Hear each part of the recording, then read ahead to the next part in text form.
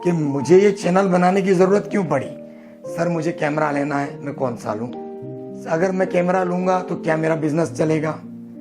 क्या मैं ये फील्ड में आगे बढ़ पाऊँगा? जो नए स्टार्टअप करने वाले हैं उनको कन्फ्यूजन्स है, क्योंकि उन्हें ये बताया नहीं जा रहा है कि इस बिजनेस के दूसरे पॉइंट्स क्या है। मेरी चैनल के ऊपर मैं आपसे ये वादा करता हूँ कि सिर्फ टेक्निकल बातें नहीं होंगी, इसके साथ साथ प्रैक्टिकल बातें भी आप तक पहुंचाई जाएंगी।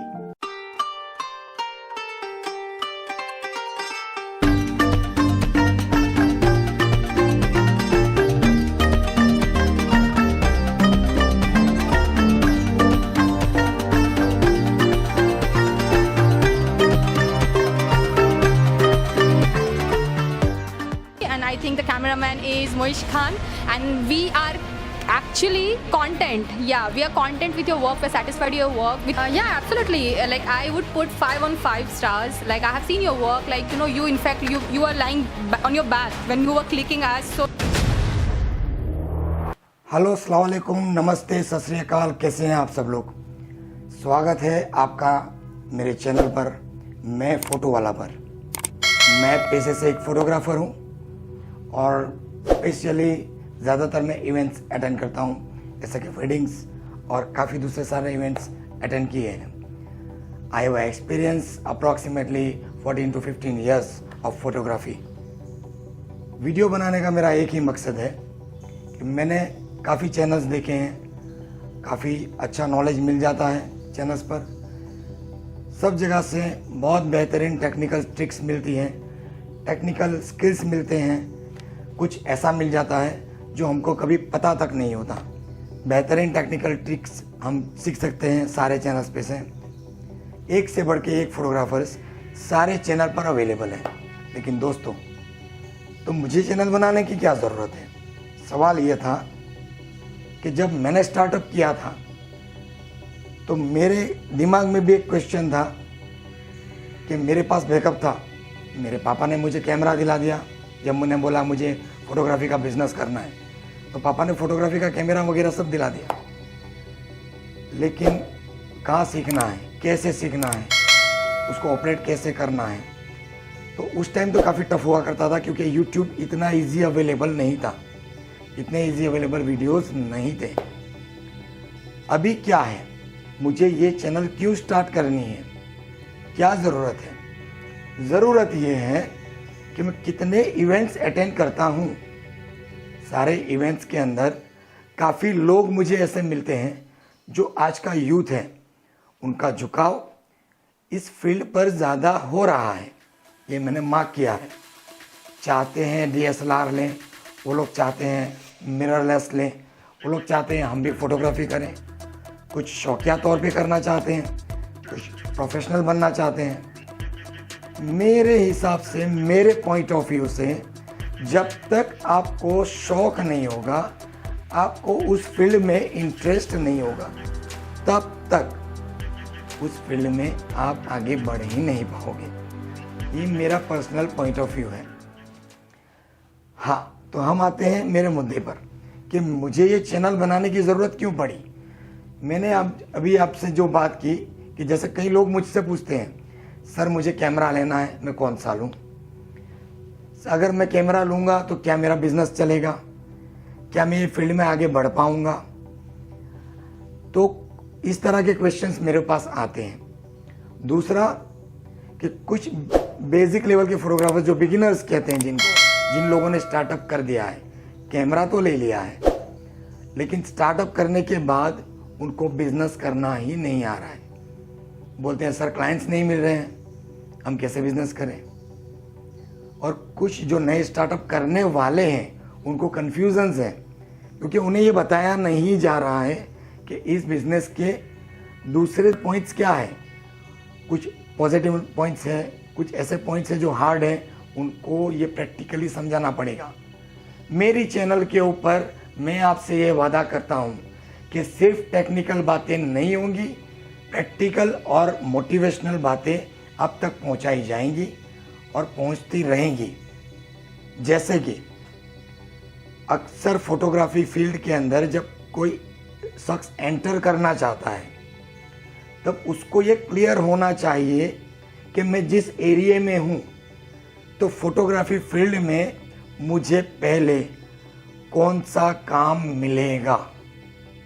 और ज़्यादातर 90% जगहों पर मैंने ये मार्क किया है कि बंदा सबसे पहले अगर फोटोग्राफी फील्ड में जाना चाहता है तो उससे पहला काम वेडिंग फोटोग्राफर बनना पड़ता है। ये एक फैक्ट है, मेरे एरिया में तो फैक्ट है, आपके एरिया में शायद हो सकता है कुछ सर्कमस्टेंसेस अलग हो, लेकिन बहुत ज़्यादा अलग नहीं होंगे, क्योंकि वेडिंग एक ऐसी चीज़ है जो हर जगह हो रही है और हर जगह पर वहाँ पर फोटोग्राफर की ज़रूरत होती है। लेकिन इस फील्ड में एंटर करने से पहले फोटोग्राफर को, जो बिगिनर है, जो स्टार्टअप करने वाला है या कर चुके हैं, इनको ये मालूम होना चाहिए कि वेडिंग 365 डेज नहीं होती है। तो वेडिंग्स मिलती है कुछ ही महीनों तक।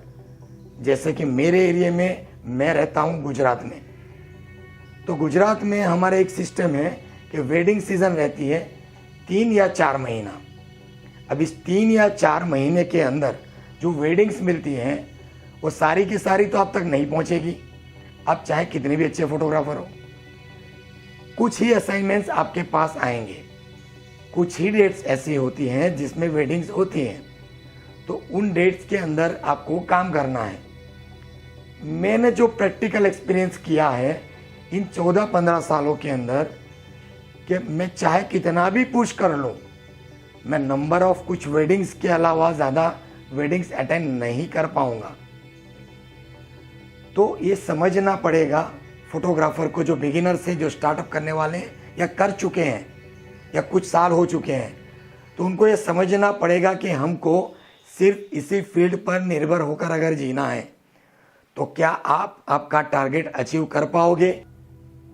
शायद कुछ गिने चुने फोटोग्राफर्स ऐसे होते हैं जो इन 4 महीनों में, 3 महीनों में अचीव कर लेते हैं पूरे साल का, समझ रहे हैं। लेकिन ये सभी के लिए पॉसिबल नहीं है। मैं बात कर रहा हूँ स्टार्टअप की, मैं बात कर रहा हूँ बेसिक लेवल की, बेसिक लेवल फोटोग्राफर्स की। तो हमको ये प्रैक्टिकली समझना पड़ेगा कि हम इस लाइन में अगर हैं तो सिर्फ वेडिंग फोटोग्राफी करके बैठ जाएं। हाँ, अक्सर मैंने ये चीज़ भी देखी है, क्योंकि ये चीज़ मैंने भी की है, ऐसा नहीं है कि गलतियां मैंने नहीं की है, मैंने भी की है। जब मैंने स्टार्टअप किया था, वेडिंग सीजन खत्म हो जाती थी, कैमरा पैक कर देता था, रख देता था। तो इससे होता ये था कि मैंने 4 महीना काम किया, कैमरा पैक हो गया, काम खत्म, अगली सीजन आएगी, अगला काम शुरू। तो प्रॉब्लम ये होती थी कि मेरी प्रैक्टिस छूट जाती थी, मैं कुछ एडवांस लेवल की जो टेक्निक्स है वो इस्तेमाल नहीं कर पाता था और तकलीफें बढ़ती थी। जैसे कि जिन लोगों ने अभी स्टार्टअप कर लिया है उनको ये मालूम होगा कि जब ब्राइड या ग्रूम हमारे सामने खड़े होते हैं और उनके पोर्ट्रेट्स लेने होते हैं तो उनको ये तकलीफ होती होगी कि हम अभी उनको क्या पोजेस दिलवाएं। आप इंटरनेट पर, मोबाइल पर चेक तो करके आए होंगे कि हमने ये पोज कराने हैं, मैं ये तो करा लूँगा आराम से, लेकिन क्या ऑन स्पॉट आपको वो सारे पोजेस याद रहते हैं? नहीं रह पाते। क्यों नहीं रहते हैं? जो फोटोग्राफर्स कंसिस्टेंटली अच्छा पैसा कमा रहे हैं इन 4 महीनों में, वो ऐसा क्या कर रहे हैं जो आप नहीं कर पाते? जो फोटोग्राफर्स कंसिस्टेंटली अच्छी क्वालिटी दे पाते हैं, आप क्यों नहीं दे पाते?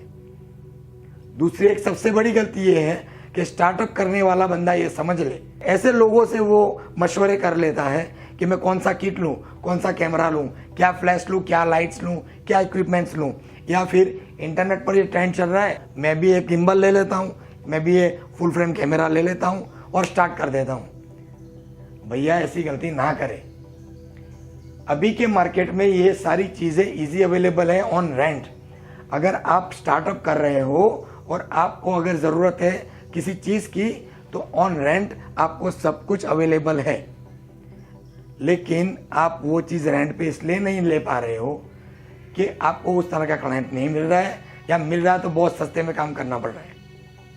तो आप इतना बड़े बजट की वेडिंग अटेंड करो ही मत। या अभी लो ही मत। आपको प्रैक्टिस के लिए अभी बेसिक लेवल का इवेंट चाहिए ताकि आपको प्रैक्टिस हो, प्रैक्टिकली आप समझ सको कि वेडिंग कहते किसको है, वेडिंग में होता क्या है। कई बार ये होता है कि सिखाया ये जाता है पोर्ट्रेट पे फोकस करो, ब्राइड के पोर्ट्रेट पे फोकस करो, ग्रूम के पोर्ट्रेट पे फोकस करो और कपल के पोर्ट्रेट पे फोकस करो। क्या इतना ही जरूरी है एक वेडिंग के अंदर? आप बड़े बड़े फिल्म मेकर्स, बड़े बड़े फोटोग्राफर्स की फोटोज देखिए, उनकी फिल्म्स देखिए, क्या उसमें सिर्फ पोर्ट्रेट्स के ऊपर फोकस करवाया गया है? क्या ये बड़े बड़े बजट वाले लोग चाहते हैं कि सिर्फ हमारे पोर्ट्रेट्स ही लिए जाएं? ऐसा नहीं होता। ऐसी बहुत सारी बातें हैं जो आपको मालूम नहीं है, या मालूम है तो आप अप्लाई नहीं कर पा रहे। नहीं कर पा रहे तो क्यों नहीं कर पा रहे? कभी आपने आपको ये सवाल किया है? कभी आपने ये सेल्फ प्रैक्टिस की है? नहीं की है तो ये करना पड़ेगी। ऐसी सारी मोटिवेशनल बातें, ऐसी सारी प्रैक्टिकल बातें मैं मोइश खान मेरी चैनल मैं फोटो वाला पर हमेशा लेकर आऊँगा आपके लिए। आप मुझे नीचे कमेंट में टॉपिक दें कि मैं किस टॉपिक के ऊपर मोटिवेशनल, प्रैक्टिकल, टेक्निकल बातें आपसे शेयर करूं, ताकि आपसे वो गलती ना हो जो मुझसे हुई है, जो दूसरे कर रहे हैं। मैं ये चाहता हूं कि मेरी तरह आपको 14 साल के बाद वो चीज़ सीखनी ना पड़े, आप अभी से वो चीज़ सीखकर आगे बढ़ के पुश कर सकें। तो आपने सुना वेडिंग बिजनेस स्टार्टअप होता कैसे है, लेकिन अभी भी कुछ चीज़ें क्लैरिफिकेशन देनी बाकी है। अगली वीडियो में हम क्लैरिफिकेशन ये ज़रूर देंगे कि बिगिनर फोटोग्राफर को बिजनेस करना कैसे चाहिए। बड़े वेडिंग फोटोग्राफर्स या बड़े वेडिंग फिल्म मेकर्स ऐसा क्या करते हैं आप नहीं कर पाते। तो इन सारी पॉइंट्स पर हम बातें करेंगे। मैं सारी क्लैरिफिकेशन आपको करूँगा, 1 बाय 1 सारी वीडियो आएंगी। धीरज रखें, इंतज़ार करें। Thank you so much. आपका बहुत बहुत शुक्रिया आपका कीमती वक्त देने के लिए। अगर मेरी कोई भी बात आपको अच्छी लगी हो, आपको किक कर गई हो, आपके दिमाग में क्लिक कर गई हो, तो प्लीज़ प्लीज़ प्लीज़ मेरी चैनल को सब्सक्राइब करें, लाइक करें और व्यूज़ दें। Thank you so much. और हाँ, बेल आइकन पर क्लिक करना ना भूलें ताकि मेरा नोटिफिकेशन आपको फ़ौरन मिले। ऐसी बहुत सारी वीडियो आने वाली है जिसका आप इंतज़ार कर रहे हैं। Stay tune with us, coming soon with new content. शबा खैर, बाय बाय, टेक केयर, खुदा हाफिज़।